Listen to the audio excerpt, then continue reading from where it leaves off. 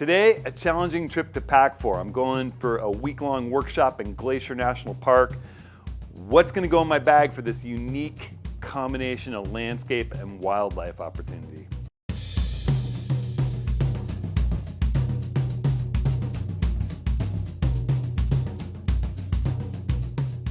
Well, hey everyone, Hudson here. I am so stoked. I'm packing for Glacier National Park.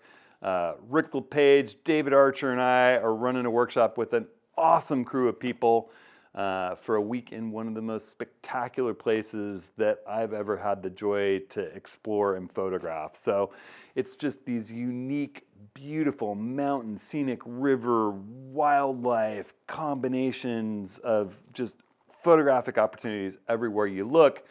And so, you know, it's a real challenge packing for a trip like that. One minute you might want to be doing really wide angle landscapes or time lapse, and the next thing, you know, there's a grizzly bear and you want the long lens for that situation. So we're going to be traveling ready for anything. And I've been recommending people really, you know, think through a kit that makes sense for just about any situation. And I'll tell you what's making it here in my NYA-EVO 60C backpack. You know, these are the backpacks that we sell. Awesome, awesome packs from these European designers. I've never had a better photo backpack. And this thing's ready to go on my back and hit the trail with just the absolute essentials. You know, if you go into my back compartment here, I'm using their medium-sized removable camera insert. You know, you can set up different ones. There's a complete, you know, divider that keeps the top part from being, you know, integrated into the bottom part. In here I've got some spare lens caps and body caps and 77 to 112 millimeter magnetic case filter adapter, along with my little Velo wireless radio frequency controller for the Z9 that lets me do long exposures without touching the camera. Obviously, I got my Z9 body packed in here. I like to pack it in without a lens on it just to maximize space and enable myself to work my way into this medium removable camera insert. Alongside it, I have my 100 to 400. That's just my bread and butter, both landscape and wildlife photography lens. Sitting up here, roped in, is my 14 to 24 2.8, a lens I just can't be without in certain landscape situations, the best ultra-wide zoom I've ever used. And then sort of, you know, my finishing part of the trinity of lenses that I love is the 24 to 120, which is sharp, it's so versatile. It only is f4, granted, but the high ISO noise performance, and then when you pair that with Lightroom's denoise that's built in now, or DxO Pure Raw 3, or whichever no noise AI, Topaz denoise, whichever one of those apps you want. It's amazing what we can do with high ISO images now. This lens is so sharp, and it also throws a really, really wonderful sun star. So that kind of rounds out what I've got for glass and camera as my main kit. Alongside that, I have Nikon's awesome HB97 filter hood that holds 112 millimeter filters, along with my 112 millimeter filter kit, which it's the new Revolution filter. We have all this stuff in the store. You know, if you want to check out what I'm using, just run over to hudsonhenry.com, and if you click on gear, you'll find links to the case filters we sell, to these backpacks, to the complete linked list of gear to everything that I use and stand by, all these lenses and bodies. And that stuff you can also just click up here, but it'll take you to hudsonhenry.com/ATS links, where I have all the links. Those links help me out and I really appreciate it. But we are personally standing behind advocating and selling these case Revolution filters, as well as these NYA-EVO backpacks and custom tripod builds, which I'll get to in a minute.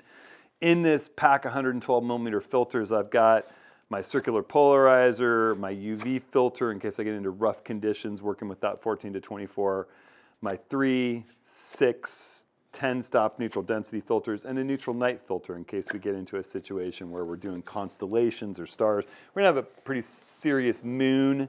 We're probably not doing any Milky Way work on this particular trip, but sometimes that neutral night filter is amazing for Milky Way work. So all of that stuff fits in the medium NYA-EVO removable camera insert and comfortably fits on my back with this awesome harnessed 60C. Around the front side of this pack, I've got my easy access pocket, has the bare essentials, which is my Lumalabs QD Loop 3 strap, which just clicks right into that camera, and a new headlamp that I'm testing. I still love that black diamond headlamp that I recommend, or the Princeton Tech Viz headlamp that I recommend in my links, but I'm testing out this new one that's even brighter and has some hand gestures to change its intensities and also defaults to red light. I'll have more on that before long. I think a headlamp for outdoor photography, and particularly for people who do night photography, but really any outdoor photographer, is just critical. And then if you pop the top compression straps and open this killer opening top compartment, obviously I've got a warm hat and gloves because Glacier can get cool at night, a rain cover for the camera, my 1.4 teleconverter, which works with the 100 to 400, and my 800, which we'll get to in a minute. My pack cover for the NYA-EVO, which comes standard with the bag. There's other little odds and ends obviously in here. I have a spare battery for the Z9, I have a gray card, I have compass, a few other little odds and ends, but that's essentially my NYA-EVO backpack. So what tripod?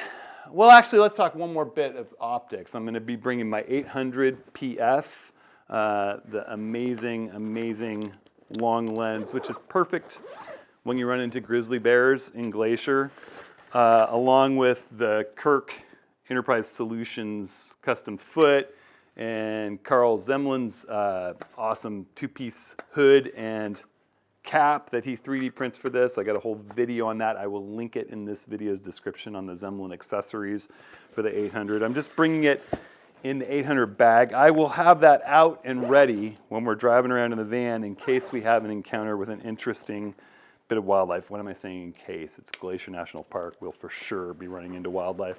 And then in that I have these case drop-in filters, a circular polarizer, as well as a 3-stop ND filter for the 800.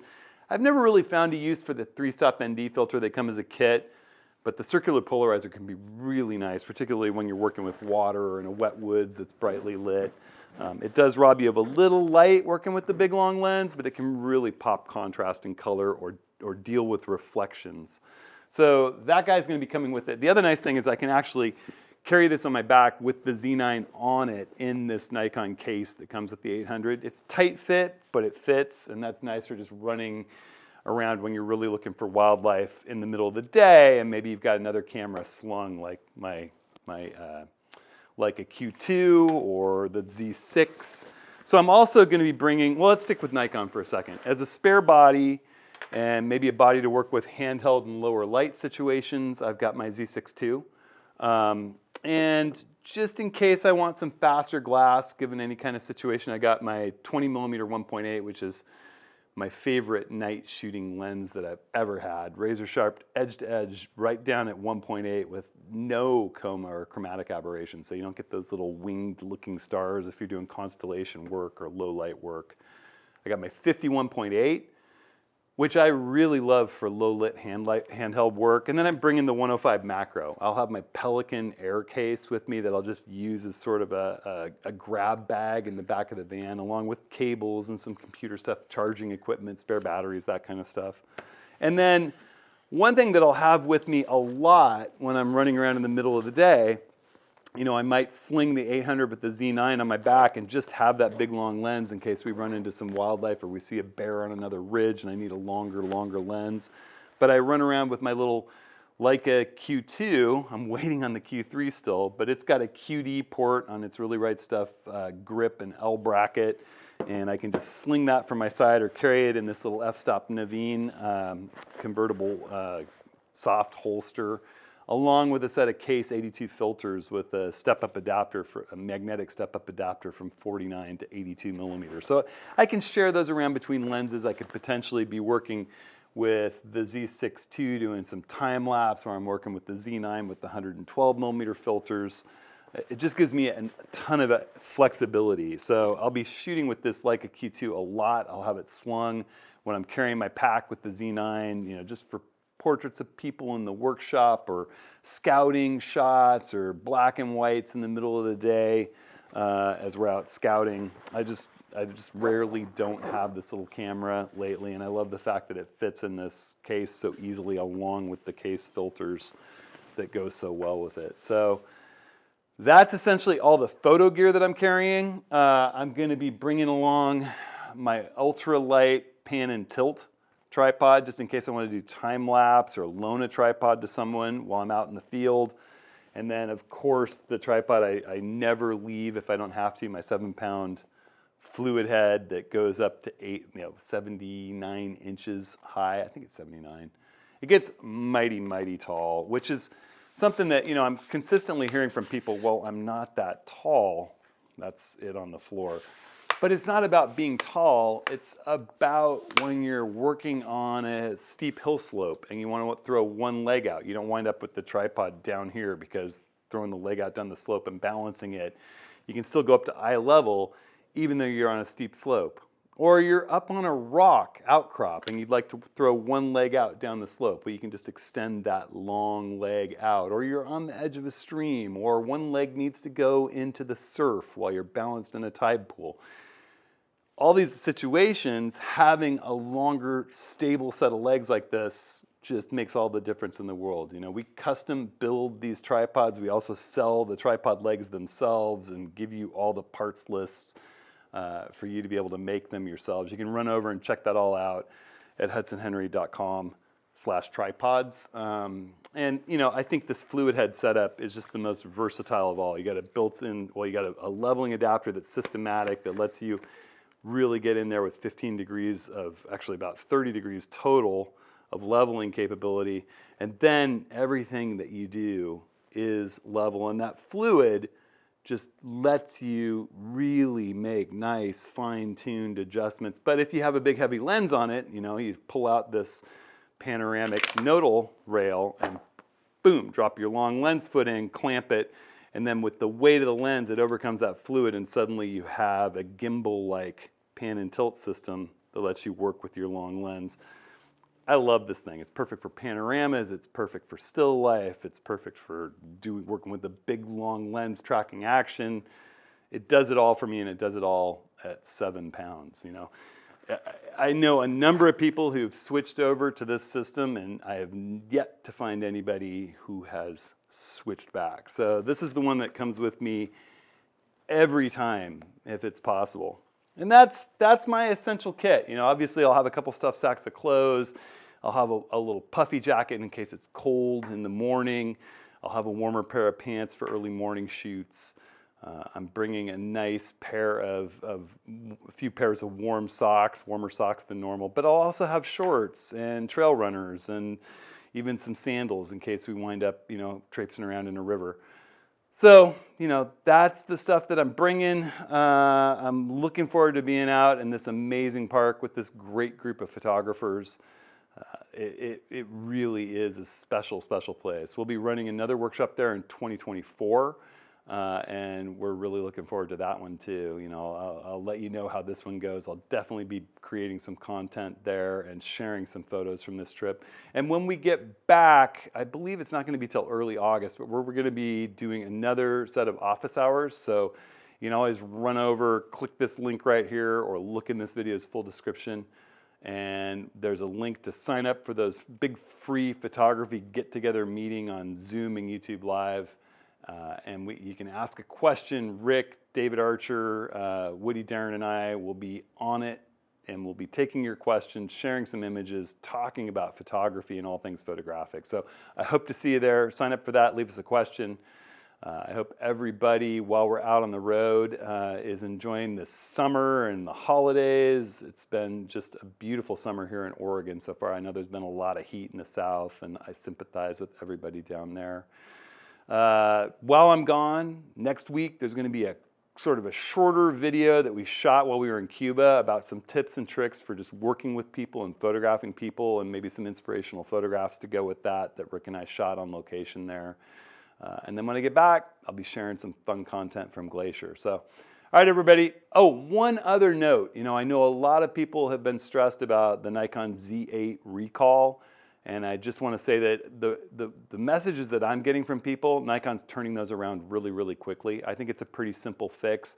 I also think that if you have some event or trip that you want to bring your Z8 on and you haven't had a problem with critical lenses to you not locking into place, I'd say it's probably safe to go on your trip. Just make sure that when you mount your lens into the camera, I'm going to demonstrate here with my Z6 II, but when you mount that lens, get your dot lined up, mount it, and just double check that it's locked.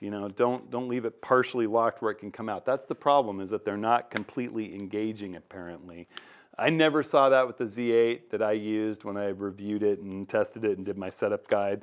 And I've talked to a number of people who haven't really found the issue either. It's clearly something Nikon's worried about, that they're sending them all in to get fixed. So definitely send it in. But if you want to run around with it, if you've got something important you want to use it for, I don't think it's all that critical. And what I'm hearing from most people is 10 days or so, particularly for the West Coast repair facility. So, again, just make sure that your lens is locked on if you're going to use it. I'd be much more concerned if it was a situation where you couldn't get the lens back off. So that's all the news that I've got. I hope everybody out there is staying safe, staying creative, and I'll see you when I get back from Glacier.